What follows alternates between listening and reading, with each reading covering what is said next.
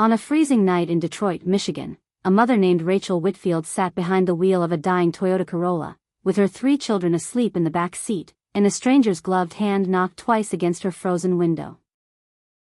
She had already been chased off by a security guard, questioned by a police officer, who looked at her like a criminal, because of the color of her skin, and warned by a caseworker, that her family had 48 hours to prove they had somewhere safe to stay.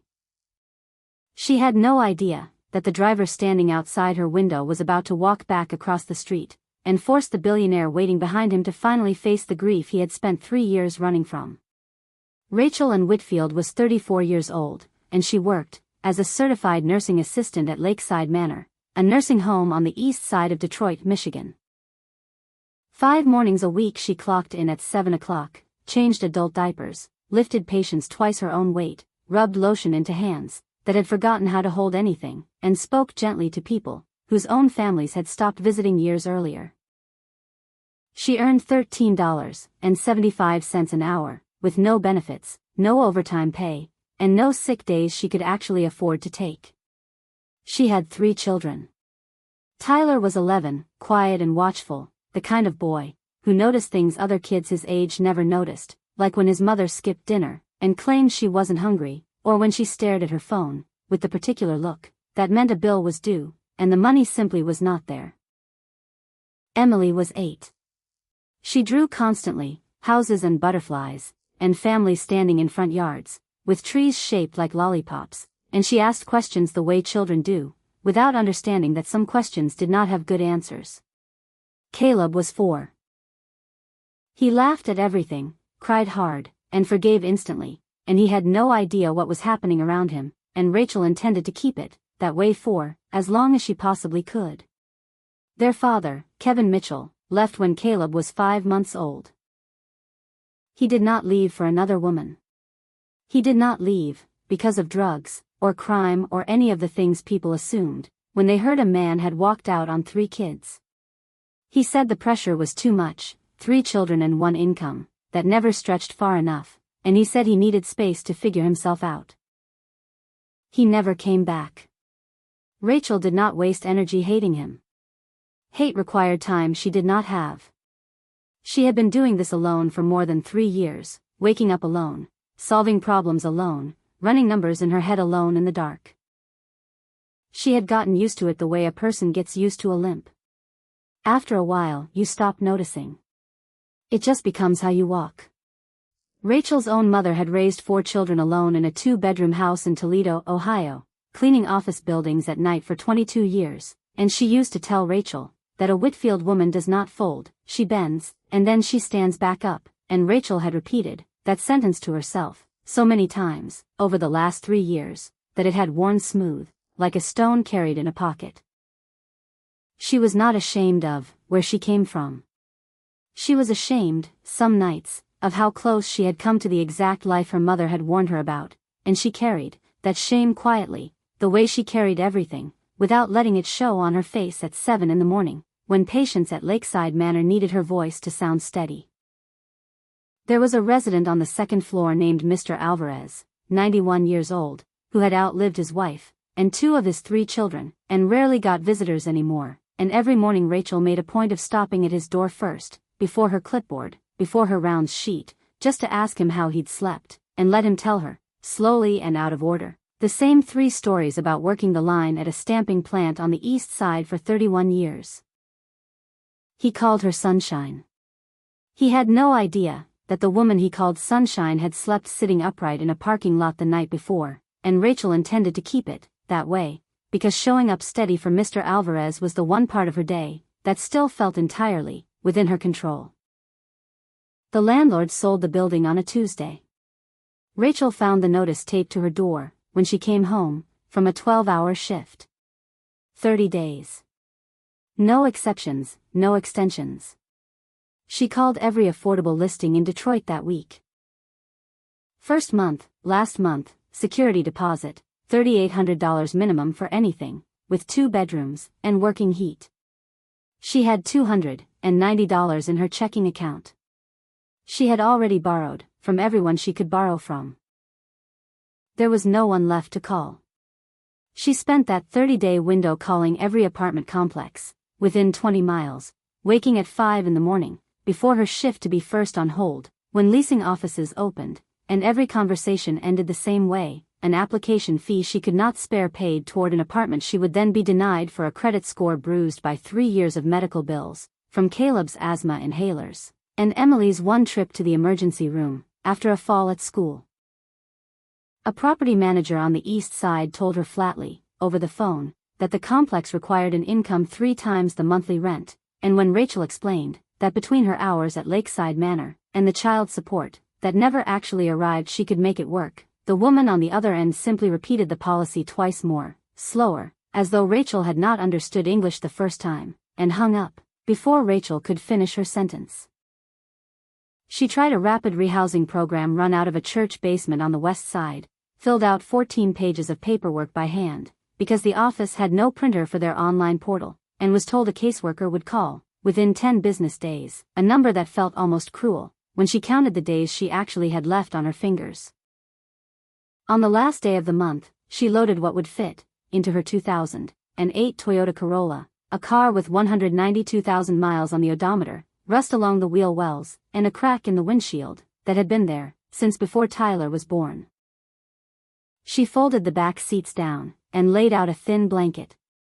3 small backpacks, a bag of snacks from the dollar store, granola bars, juice boxes, animal crackers, baby wipes, 1 change of clothes for each child.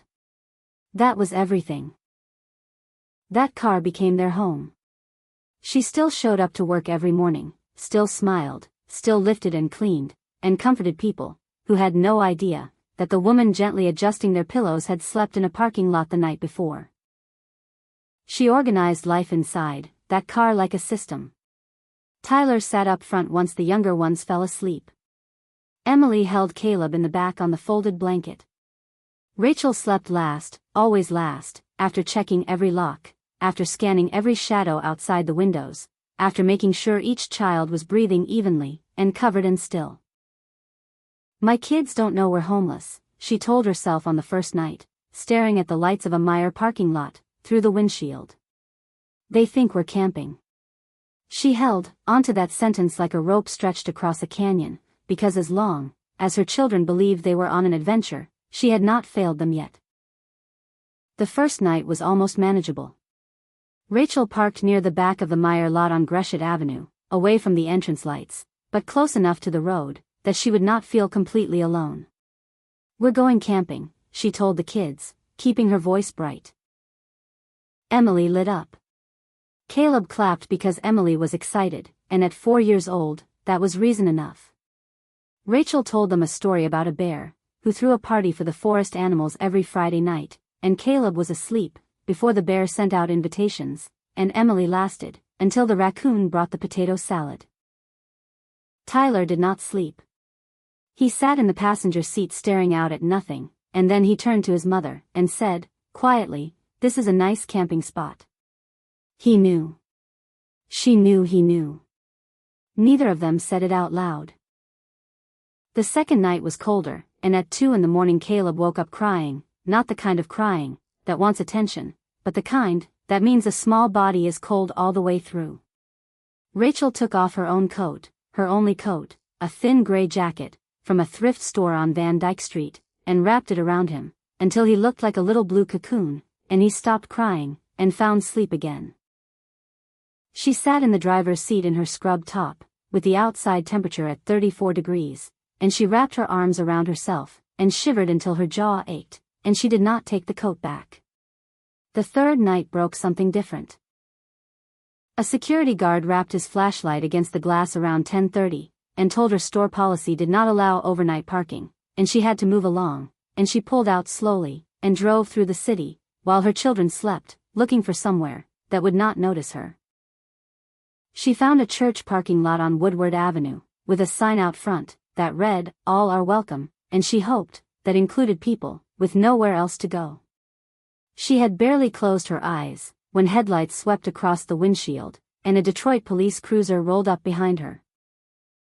An officer stepped out, one hand resting near his belt, and shone a light directly into the car, across the children's faces, across Rachel's face, lingering there in a way that made her stomach turn cold, before he had even said a word. "What are you doing out here this time of night?" he said, and his tone was not curious, it was accusatory, the tone of a man who had already decided what kind of woman would be sleeping in a car with 3 kids on the east side, and what her being black had to do with his conclusion. Rachel kept her voice steady. "I'm not doing anything wrong, officer. My kids are sleeping. We'll be gone by morning." He asked for her license and registration and ran them anyway, taking his time, and when he came back he said, "You understand I could call Child Protective Services right now for this," as though she had committed a crime by running out of options in a country that had none left to offer her. He let her go, with a warning, that night, but the words followed her the way a siren follows a street long after it has passed, and Tyler, who had been awake the whole time, reached over from the passenger seat and said 5 words that broke his mother in half. "It's okay, Mom. I'm not scared." An 11-year-old should never have to say that sentence. It meant he had heard everything, understood everything, and decided his job that night was to protect her instead of the other way around. Rachel sat with her hand on his head long after his breathing slowed, thinking about the officer's flashlight lingering on their faces a half-second longer than it needed to, thinking about the particular way he had said, "people like this," into his radio, before catching himself, thinking that in 3 years of working double shifts, and paying every bill on time, she had never once broken a law, and yet in the span of 1 week she had been treated like a suspect twice simply for existing in a parked car, while black and poor, and alone with her children.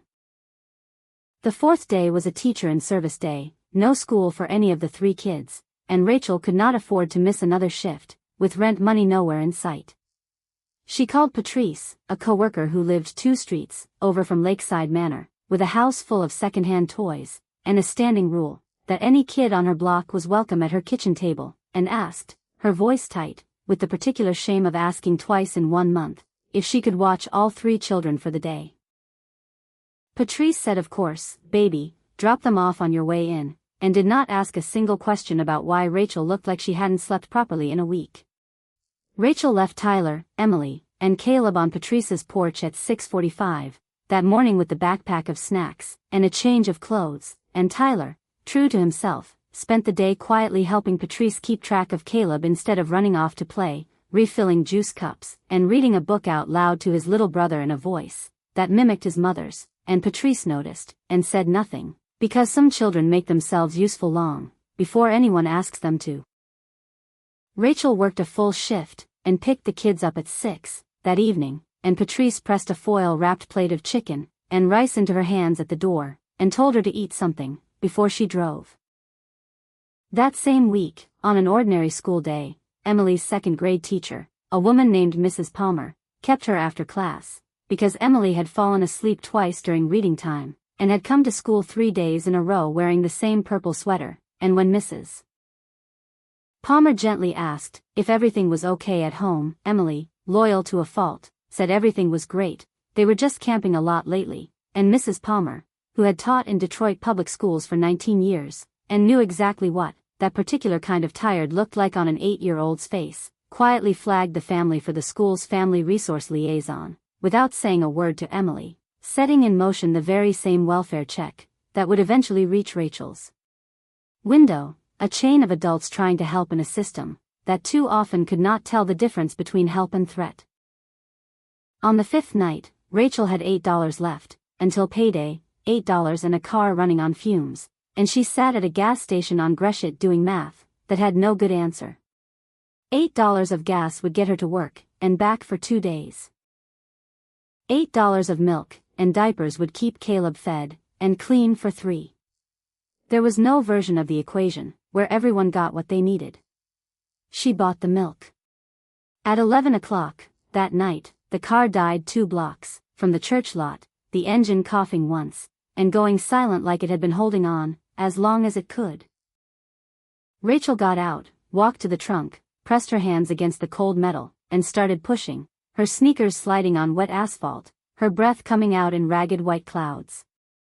The passenger door opened behind her, and small hands pressed against the trunk beside hers. Tyler had gotten out without being asked. They pushed together in silence, mother and son, until they reached the church lot, and neither of them spoke a word about what had just happened, because some things are too heavy for words. On the 6th night, Rachel made 3 phone calls, while her children slept. The Detroit family shelter on Mack Avenue was full, waitlist 10 weeks. Hope Village on 4th Street was full, waitlist 2 months. They gave her a hotline number, and wished her luck.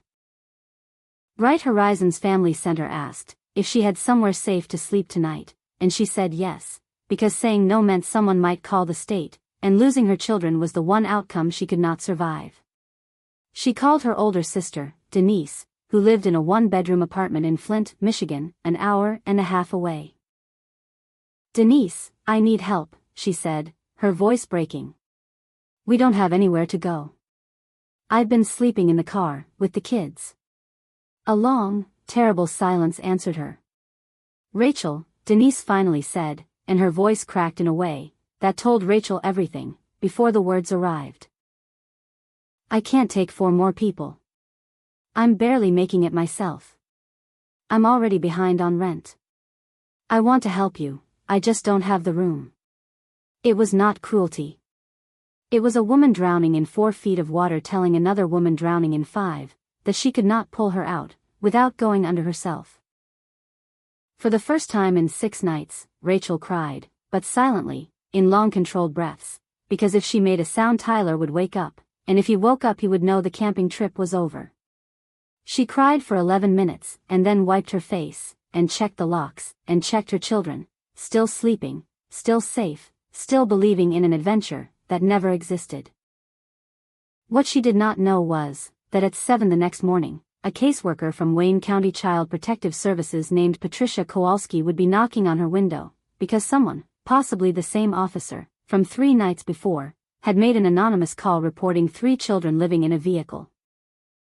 Miss Kowalski was not unkind, but she was firm, and she told Rachel she needed to see a safe, stable housing plan in place, within 48 hours, or she would have no choice but to open a formal protective case, which could eventually move toward a hearing about temporary placement, while Rachel worked to get back on her feet.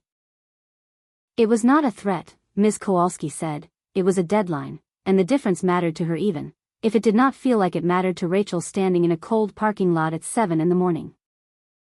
Rachel stood there, after the caseworker drove away, 48 hours suddenly feeling like the shortest amount of time that had ever existed, and she had no idea that in a glass office tower 283 miles away in Chicago, Illinois, a man was about to board a plane that would land him in her city before the sun went down. She spent the day at Lakeside Manor moving through her shift like someone underwater, smiling for the residents, humming softly to a 90-year-old woman named Miss Odessa, who called her sweetheart and told her she had gentle hands, and the entire time a clock in the back of her mind counted down the hours she did not have. Nathaniel Cole Whitmore, known to nearly everyone simply as Nathan, was 55 years old, chief executive of Whitmore Capital Group, a real estate investment firm worth $5 billion, with properties in 14 states, and his face had appeared on the cover of 2 national business magazines, and none of it had meant anything to him in 3 years. Nathan grew up on the south side of Cleveland, Ohio, in a 2-bedroom apartment that smelled like bleach and exhaustion. His mother, Dorothy Whitmore, worked nights as a nurse's aide at a hospital, and days cleaning office buildings downtown. His father died on a construction site when Nathan was 10, no life insurance, just a funeral Dorothy paid for, with money she did not have. When Nathan was 12, Dorothy picked him up from school one afternoon and did not drive home. She drove to the parking lot behind a grocery store on Kinsman Road, turned off the engine, and said, "We're going to sleep here tonight, baby, just tonight." That night lasted 3 weeks. 21 days in a car that smelled like vinyl, and his mother's perfume mixed with hospital disinfectant. She never once cried in front of him, but he heard her late at night, small muffled sounds, a woman trying to hold the world together with 2 hands, and failing only in the dark, where no one could see. Nathan built his entire career on top of that memory, every building a way of covering the crack, and by every measure that mattered to the world he succeeded, pulling his mother into a comfortable house in Cleveland, with a garden and a nurse. But 3 years earlier, his daughter Grace, 28 years old, and a registered nurse in Chicago, the kind of woman, with her grandmother's eyes, and her grandmother's refusal to walk past suffering, died in a car accident on Interstate 94, when a truck driver fell asleep at the wheel, driving home at midnight, after a 16-hour shift, because a coworker had called out sick, and Grace, being Grace, had never once said no to covering a shift, when it meant a patient would otherwise go without care. Nathan had called her 4 times, that evening about a dinner reservation she never showed up to, growing more irritated, with every unanswered call, and it was a Chicago police officer, not Grace, who finally called him back. The last voicemail Nathan ever left his daughter, time-stamped 11 minutes, before the accident, was him saying, with real frustration in his voice, that she needed to learn to text people back. He had listened to that voicemail exactly once, the day after the funeral, and had never been able to bring himself to delete it, or listen to it again. Grace had spent her weekends volunteering at shelters, reading to children, helping mothers fill out housing paperwork, and Nathan built 2 shelters in her name, one in Chicago, and one in Detroit, signed the checks, approved the ribbon cuttings, and never once stepped inside either building, because every woman in those shelters would look like Grace, and it was easier to move money towards suffering, through accountants and program directors than to look at it directly. His executive assistant, a soft-spoken woman named Carol, who had worked for him for 11 years, once told a colleague that Nathan Whitmore could approve a $40 million acquisition in under 10 minutes, but had rescheduled the Grace Whitmore Family Shelter's annual open house 3 years running, always citing a scheduling conflict that seemed to appear right on time. 2 weeks earlier, at a leadership meeting in the Chicago headquarters, Nathan had proposed expanding a modest family assistance fund tied to the company's affordable housing developments. His chief operating officer, Gregory Sanders, 50 years old, and 18 years, with the company, pushed back hard. "We are an investment firm, not a charity," Gregory said in that meeting, and then, lowering his voice, as though it made the words more acceptable, "and you know exactly what kind of families end up in these situations. We start putting people like that on our website, as success stories. We're telling every investor in this room what our buildings are really for." Nathan had let it go, that day, tired, unwilling to fight, and Gregory had taken the silence as agreement.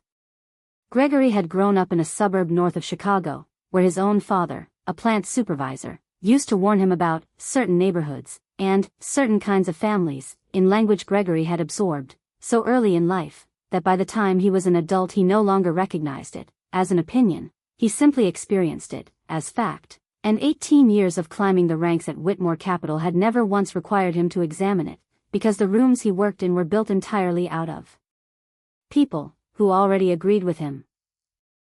It was that same week that Nathan flew to Detroit to inspect a 42-unit affordable housing development his company was finishing above a grocery store on the edge of the medical district. His driver, Marcus Riley, 62 years old, a former Army veteran, who had spent 8 months sleeping in a van behind a gas station in Toledo, before Nathan hired him 14 years earlier on the recommendation of a Veterans Affairs coordinator, picked him up from Detroit Metro Airport in a black Suburban. Marcus rarely talked about those 8 months, but he had never forgotten the particular sound of a police officer's flashlight clicking on outside a fogged window at 2 in the morning, or the specific way certain officers softened their voices for some drivers, and hardened them for others, and in 14 years of driving Nathan through a dozen cities he had learned to read a street the way other men read a room, clocking who was about to be treated as a person, and who was about to be treated as a problem, long before anyone said a word. They finished the site visit by 9 that evening, and Nathan wanted to go straight to the hotel. Marcus took a different route. "Need gas," he said, turning onto Woodward Avenue, and Nathan did not look up from his phone. Marcus pulled into a station 2 blocks from a small church, with a sign that read, "All are welcome," got out, swiped his card, and then stood there, without moving, looking at something across the street. A Toyota Corolla sat in the church lot, windows fogged from the inside, the particular fog that only forms when people have been breathing inside a closed car for hours.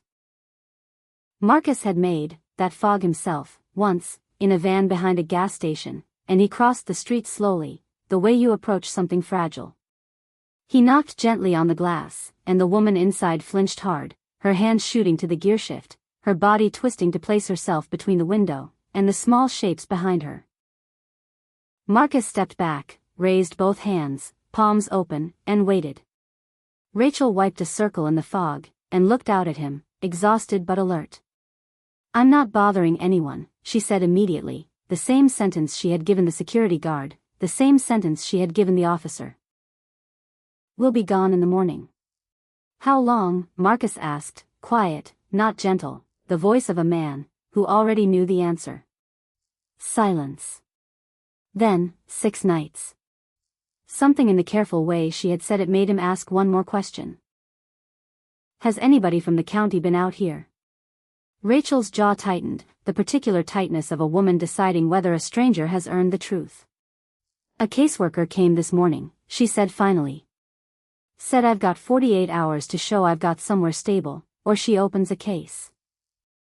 Marcus nodded once, without letting anything show on his face, walked back across the street, and leaned into the Suburban. "There's a woman in that car with 3 kids, he told Nathan. 6 nights running, nurse scrubs, and a county caseworker gave her a 48-hour clock this morning. I'd bet money the police already ran her off once tonight too, for nothing but existing." Nathan's thumb froze over his phone screen. He looked up, his face unreadable, the face of a man who had spent 30 years learning to keep his reactions behind glass. "What do you want me to do about it?" he said, and it was not dismissive, it was the question of a man who had been avoiding exactly this moment for 3 years.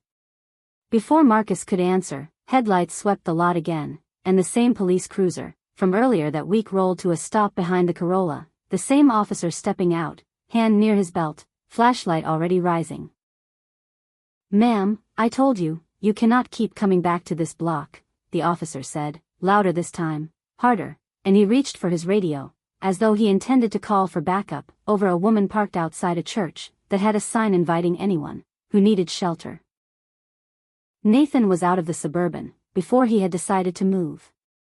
He crossed the street fast, his handmade leather shoes hitting asphalt that was cracked and oil-stained, and nothing like the polished floors he walked every day, and he stepped into the space between the officer and the Corolla's window. Marcus, a step behind him, had already pulled out his phone and started recording, holding it low and steady, a habit left over from years of watching how these encounters could turn on a single sentence nobody else had heard. "Officer, is there a law against parking here?" Nathan said, and his voice carried the flat, unhurried authority of a man who had spent decades in rooms where people listened when he spoke. The officer sized him up, the expensive coat, the confidence, and something in his posture shifted, uncertain now. "Sir, this isn't your business." "It became my business the moment you reached for that radio to report a mother and 3 sleeping children as a threat," Nathan said. Marcus spoke up, from behind him, calm and even. "That sign on the wall says all are welcome. That's about as close to written permission as you're going to find, and it's been sitting on that lawn a lot longer than tonight." The officer's eyes flicked to the phone in Marcus's hand, then to Rachel, through the window, then to the badge number Nathan was already writing down, and he muttered something about needing to clear the lot before another call came in, then got back in his cruiser and drove off, without another word, the tension draining out of the night like air from a punctured tire. Marcus watched the cruiser's taillights shrink down Woodward Avenue, and said, low enough that only Nathan could hear him, 20 years ago, that badge number wouldn't have mattered to a man like him, and we both know it. It only mattered tonight, because of who was standing next to me. Nathan did not answer, because there was nothing to say that would not sound like an excuse. Rachel sat frozen behind the wheel, uncertain if she had just watched one danger replaced by another. Nathan turned to her window, and knocked, softer this time. She cracked it an inch. "My mother was a nurse's aide too," he said. "She raised me alone after my father died. When I was 12, we slept in her car for 3 weeks behind a grocery store in Cleveland. She told me it was just for one night. It wasn't." Rachel stared at him, her hand loosening on the window crank. "Not trust, not yet," but the absence of immediate fear, which was as close to trust as a woman in her position could manage. "Why are you telling me this?" she asked. "Because Marcus told me a caseworker gave you a 48-hour deadline this morning," Nathan said, "and I don't think you should have to face that deadline with nothing behind you. There's a hotel room booked tonight at the Marriott downtown, 2 beds, already paid for, your name at the front desk. Take your children somewhere warm tonight. Tomorrow, if you're willing, I'd like to take you to a family shelter my company funds a few miles from here. They have a caseworker on staff, who works with the county every day, and they can help you build the kind of plan that woman this morning was asking for. Nothing else happens tonight. Tonight is just a warm room and a locked door. If you'd rather throw this card away, I'll never come back. Your choice." Caleb coughed in the back seat, a small wet rattle, and Rachel's fingers closed around the card, cold and trembling. "My kids come first," she said, not to him, to herself, a compass reading, the one principle that had not bent in 6 days of breaking. "I know," Nathan said. "That's exactly why I'm here." The hotel room had 2 queen beds, white sheets, a working heater, and a bathroom door that closed, and when Emily discovered the little bar of hotel soap she held it up like it contained the secrets of the universe, and Caleb sank into the mattress, and was asleep in under a minute, because for the first time in 6 nights the surface beneath him was not a car seat. Tyler set his backpack down, looked at the room, sat on the floor, with his back against the bed, and cried, quietly, 6 nights of being brave finally finding somewhere safe enough to end, and Rachel sat beside him, and held him, and did not say it was okay, because it had not been okay, and both of them knew it. Marcus had driven them there himself, and waited in the lobby, until Rachel had the key in her hand, before he pulled away. The next morning Nathan arrived, with coffee and a bag of pastries, from a bakery on Woodward, and after breakfast he drove Rachel and the children to the Grace Whitmore family shelter on the west side, the building he had built and funded and had entered for the first time only 3 weeks earlier. The shelter director, a woman named Carla Jennings, who had run the intake desk for 9 years, sat with Rachel for nearly 2 hours, going through the same kind of paperwork Rachel had already filled out a dozen times that month, but this time, with someone beside her, who knew which boxes mattered, and which agencies actually called back. Carla called Ms. Kowalski directly and walked her through Rachel's employment history, the children's school enrollment, and the shelter's willingness to serve as a verified temporary address, while permanent housing was arranged. "I've worked with your office for 9 years, Carla told Ms. Kowalski over the phone, loud enough that Rachel could hear it, from the next chair, "and I am telling you this family does not need a case file, they need a lease, and about 6 months of breathing room, and I am prepared to put my name on that assessment." Ms. Kowalski, hearing a caseworker's voice she recognized instead of a stranger's promise, agreed to extend the 48-hour window into a 30-day monitoring period rather than opening a formal case that morning, though she made clear, fairly, that she would still be checking in. It was only after that call ended that Nathan, sitting in the hallway, with Tyler, Emily, and Caleb, laid out what came next. 90 days of support to start. A 2-bedroom apartment in one of his company's subsidized units on the east side, arranged through the shelter's transition program. Childcare through a partner center the shelter already used. And time for Rachel to enroll in an accelerated licensed practical nurse program at a nearby community college, a program that would take about a year, turning $13.75 an hour into something closer to $23 an hour, with full benefits once she finished. Rachel asked Nathan the question that had been sitting in her chest since the church parking lot. "Why me? Out of everyone sleeping in a car in this city right now, why me?"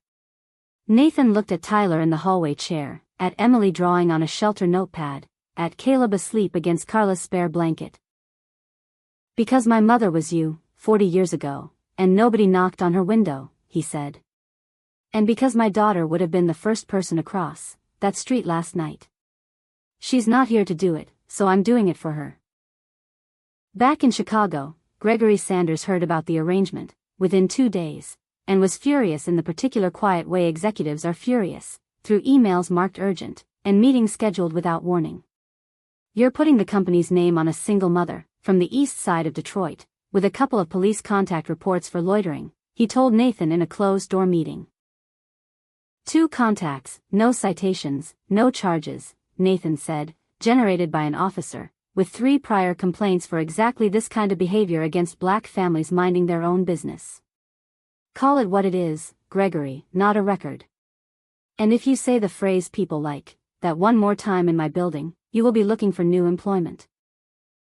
Gregory folded his arms and said the company was not responsible for fixing the police department, only for protecting shareholder value, and Nathan told him that a $5 billion company that could not tell the difference between a struggling mother and a liability had already lost something no balance sheet would ever show. Gregory backed off in the room, but he did not let it go.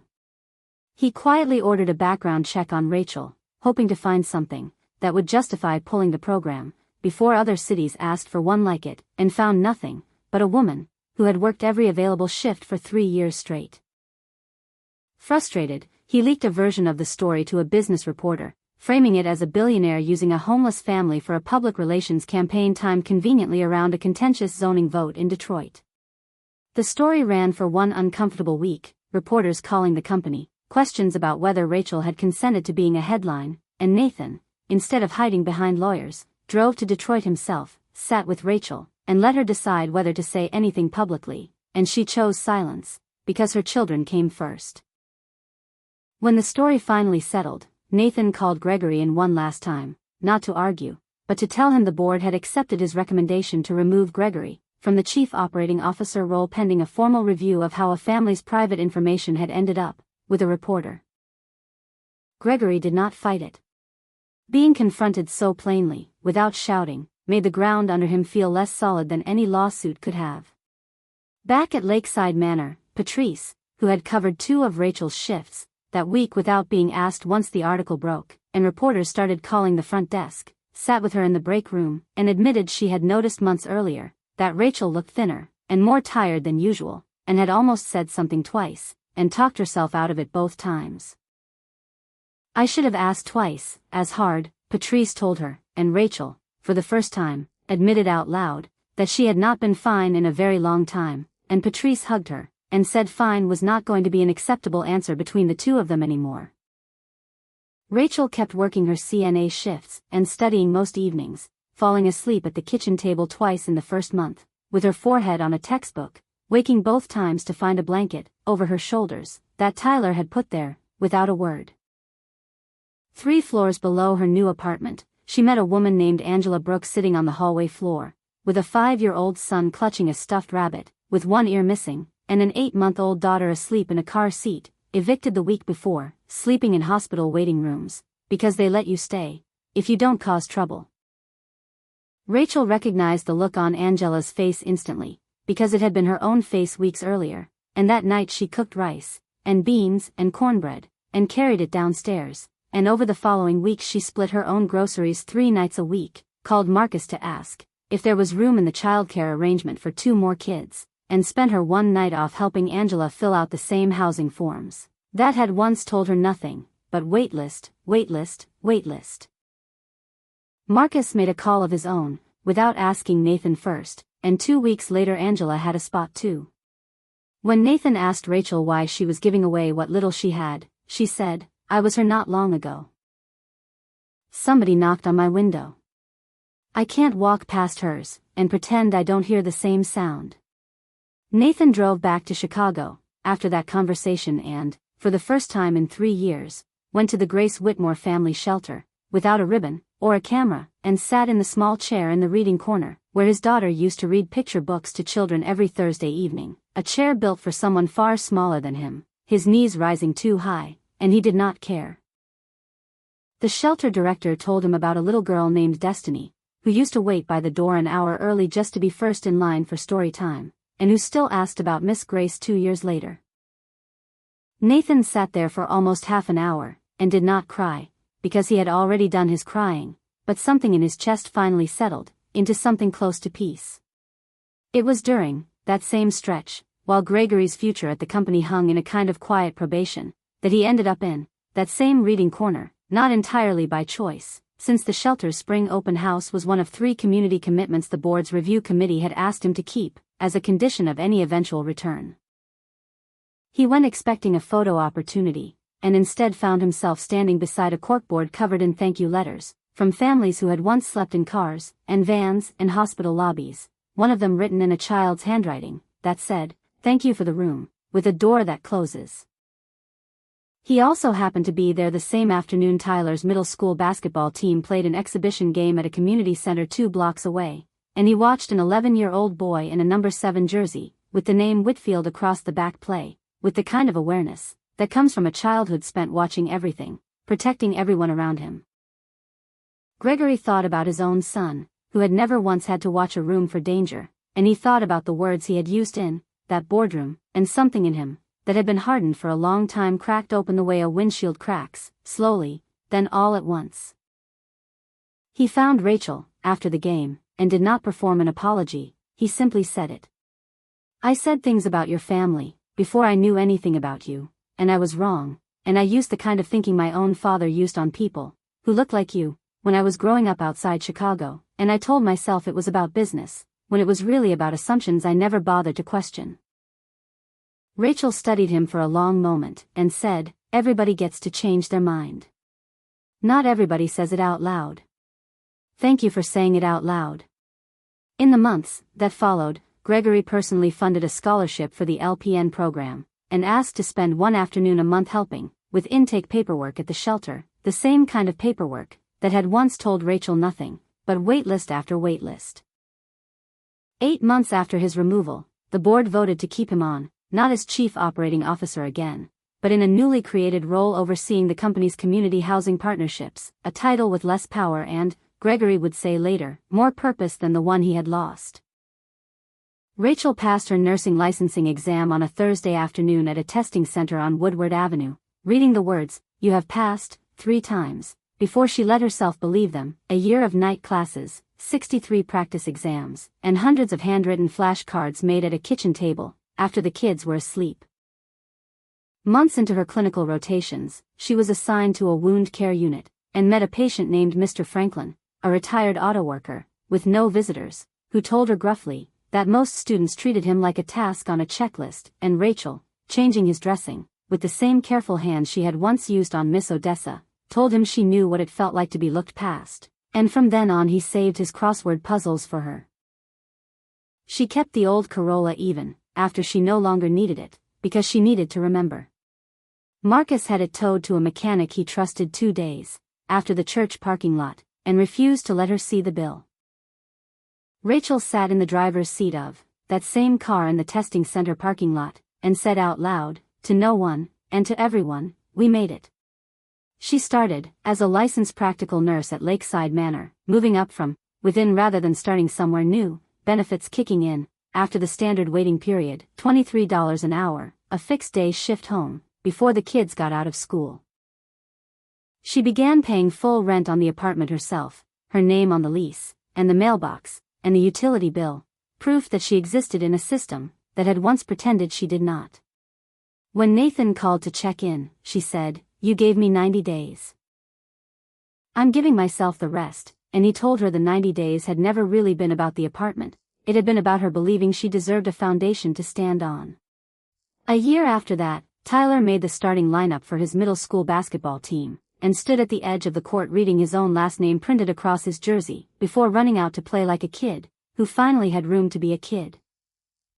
Marcus came to that first game, sitting near the top of the bleachers in a jacket instead of his usual suit, and afterward, when Tyler asked shyly how he'd looked out there, Marcus told him the truth, that he'd looked like a kid, who noticed everything on the court, before it happened, and that some people spend their whole lives learning to read a room the way Tyler already read a game, and it was not a small thing to be that aware at 11 years old, it just needed somewhere good to go.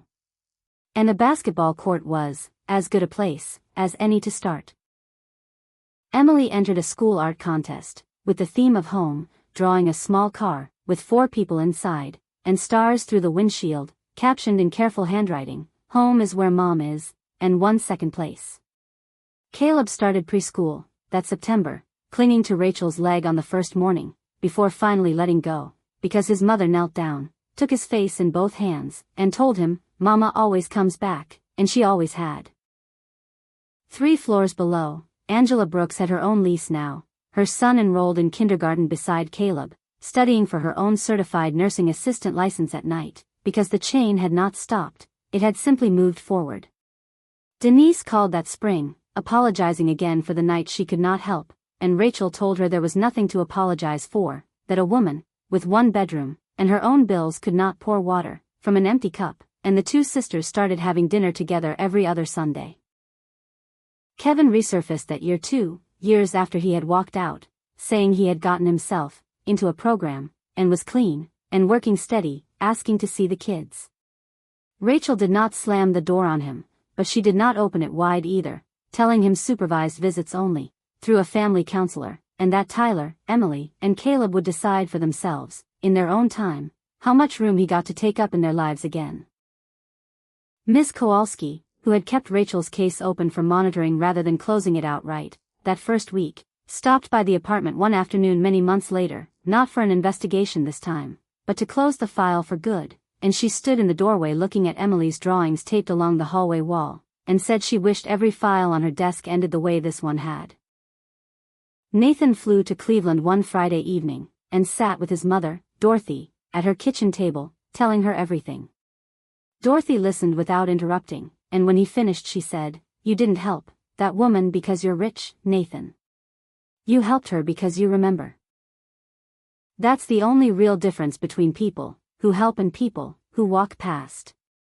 Grace would have loved her, because Grace loved everyone the world had already decided to walk past, and that's why you are who you are now, because you remember, and because I remember, and now 3 more families remember too."